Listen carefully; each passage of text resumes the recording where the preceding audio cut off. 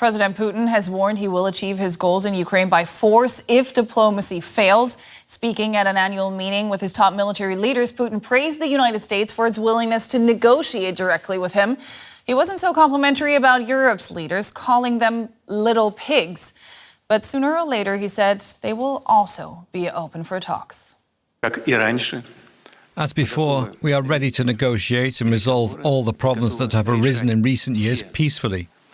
The US administration has demonstrated this willingness, and we are engaged in dialogue with them. I hope the same will happen in Europe. It's unlikely that this will be possible with the current political elites. But in any case, it will become inevitable as we grow stronger. If not with the current politicians, then with a change in the political elites in Europe. Let's bring in Dimitri Alperovitch. He's the chairman of the geopolitical think tank Silverado Policy Accelerator. Welcome back to DW. Dimitri, now Vladimir Putin holds on to his maximalist war goals, and he vows to get there one way or another. Is that a warning to give him what he wants in these peace talks or else? Yeah, look, I think President Putin doesn't really want to fight this war if he doesn't have to, but he's perfectly willing to do so to achieve, as you say, his maximalist objectives. This reminds me of a quote from Clausewitz, who once quoted Napoleon saying that the aggressor is always peaceful and that they would like to take their neighbors unopposed. But the reality is that Putin doesn't just want land. It's not just about these two oblasts, two regions in the Donbass, the Donetsk and Luhansk oblasts. He's been talking for years now that all of what used to be called Novorossiya, the region in Tsarist Russia that is now part of Ukraine, which includes Odessa on the Black Sea, includes central Ukraine, includes northern Ukraine cities like Kharkiv that were also considered part of the Russian Empire, that they all belong to Russia. So he's looking at a much more expansive goals in terms of territory, and he also wants political changes in Ukraine itself so that he can control this country going forward, or at least influence it significantly. Mm-hmm. So you say he would prefer a diplomatic solution, but all those aspects that you just highlighted are non-starters for Ukraine, of course, and for all of its Western allies. So where does that leave this push for peace that everybody is saying has so much momentum right now? Yeah, I don't think it has any momentum because the two warring parties right now, both Russia and Ukraine, are not willing to accept in Ukraine's case, surrender, which Putin wants, and in Putin's case, significant climb down from his original goals. Both feel like continuing the war can still give them substantial leverage going forward. The Ukrainians believe that by hitting Russian infrastructure, particularly energy infrastructure, they can put pressure on Russia to make concessions. Putin believes that the Ukrainian military is on the verge of collapse. This winter is going to be really, really tough with the energy blackouts all across Ukraine, the challenges that they're having with mobilization. He can capture on the battlefield what he may not be able to get at the negotiation table. Mm-hmm. You say he still has considerable military leverage, but some Western diplomats actually are suggesting that Russia's generals are lying to the president, that they're painting a more favorable picture of the situation at the front. Do you think that's a likely scenario? Is that what is happening?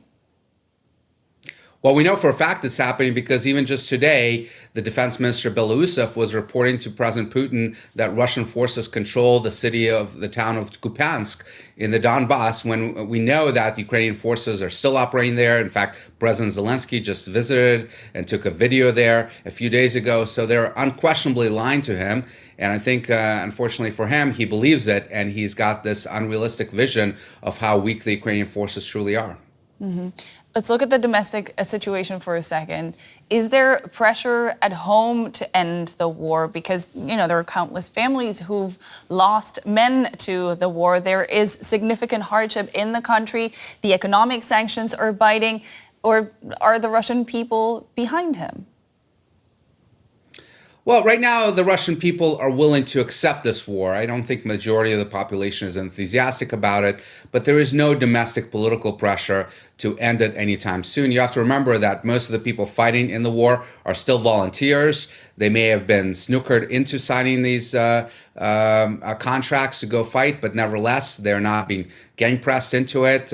Many of them are criminals or being charged with crimes and are looking to get out of jail as a result of going to war in Ukraine. So these deaths are not impacting the broader population. If you live in Moscow, St. Petersburg, the two largest cities in Russia, chances are you're not going to fight in Ukraine unless you decide to volunteer. So this is not yet having that effect on him politically to end this. But the pressure is growing, particularly the economic pressure. Inflation is still very high. The liquid reserves that they have in the National Wealth Fund have been depleting dramatically. And the most important thing, oil prices. You now have the Urals oil price that controls the exports of Russian oil below $50. At this level, it's going to be very, very hard for them to sustain this level of military spending.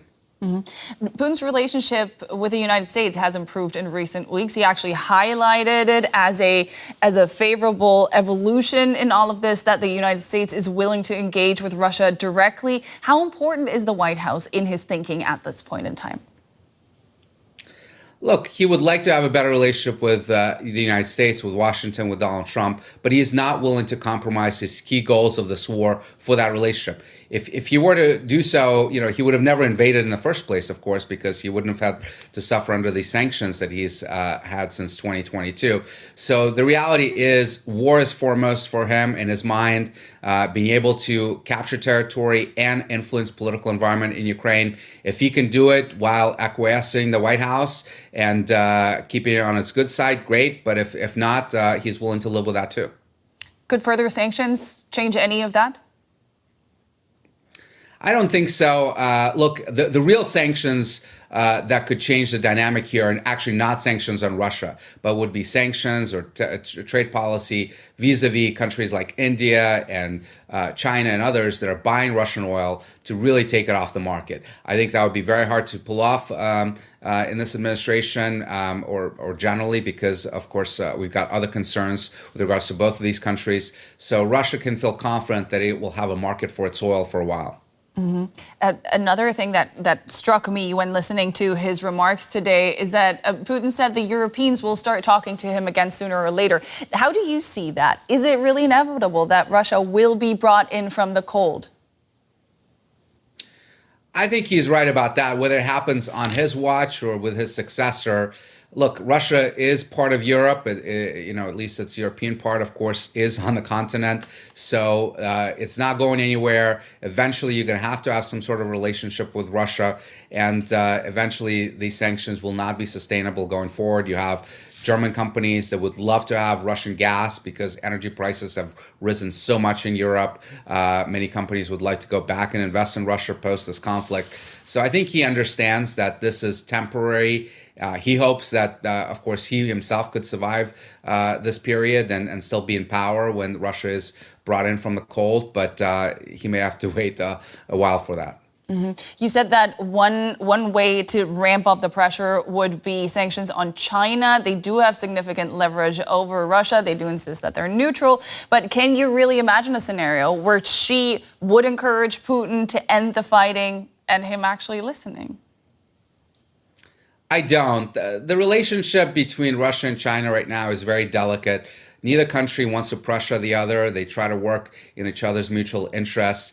And Xi fundamentally does not want to interfere in these affairs. I think this war has been good for China. It's distracted the West. It's certainly distracted Europe, distracted America for a long time, keeps their focus away from the Indo-Pacific and Taiwan, which he likes.